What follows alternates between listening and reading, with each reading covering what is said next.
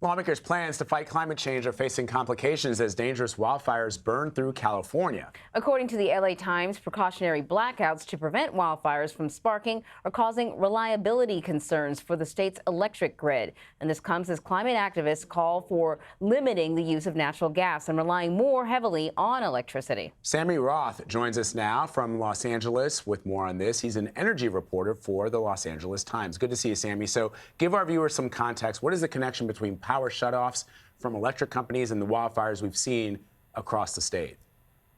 So the basic idea with the power shutoffs is that they're being done to prevent the grid, these transmission lines that go long distances, from sparking these wildfires. The power grid in the state has been the cause of some of the biggest and deadliest fires, including the Camp Fire that destroyed Paradise last year.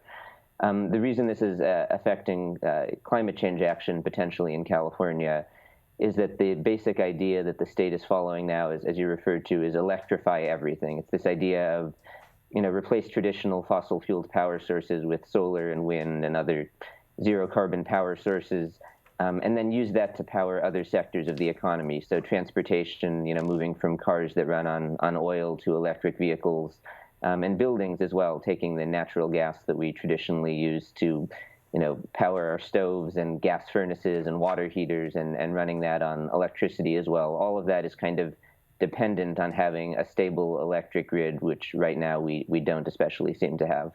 Yeah, that seems particularly concerning because it seems like PG&E's sort of best defense is just to shut it all down. And if more and more devices and the more and more the way you live in California is dependent on the electric grid, then that could be a big problem.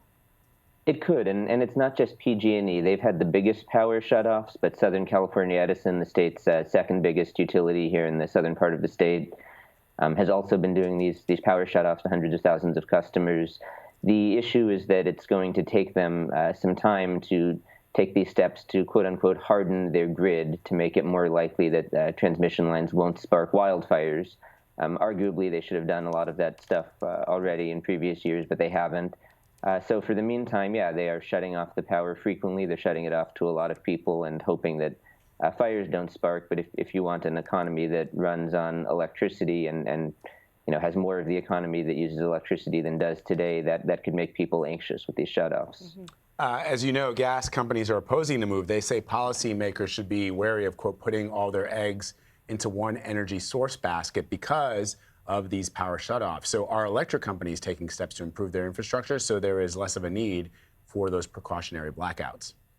That's the idea. So I think over the next few years, the next 3, 4, 5 years, and maybe longer, you're going to be seeing the electric utilities, upgrading their infrastructure, replacing these, in some cases, century-old poles and wires that are looking pretty faulty, taking steps to upgrade their technology as well, so that when they do power shutoffs, ideally they can affect smaller areas and not be these, big wide things that you turn off, 1 or 2 power lines and 15 counties lose power.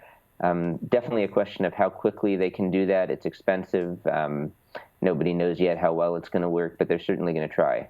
Sammy, I've been seeing a number of articles talking about solar power as an alternative for California, that maybe they really need to ramp that up. So, they're not dependent on these like PG&E and others who are shutting things off, but also just a way of also sort of disconnecting from the power grid and maybe having smaller power grids. So if there has to be a shutdown, it's just for a very small area. Is that a realistic possibility? Are people seriously talking about that? Yeah, so rooftop solar is already pretty popular in California. You've got, somewhere in the ballpark of like 3%, I think, of utility customers in the state have rooftop solar.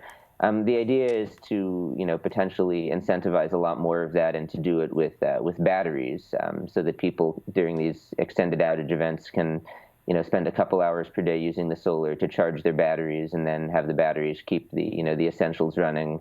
And then there's sort of a concept, as you referred to, of microgrids, where you build these sort of smaller grids with local power sources that can island off from the main grid during these outages and keep communities running. I think it's realistic. It's a question of how much is it going to cost and how many communities in the state are going to be able to do that, who's going to be able to afford it.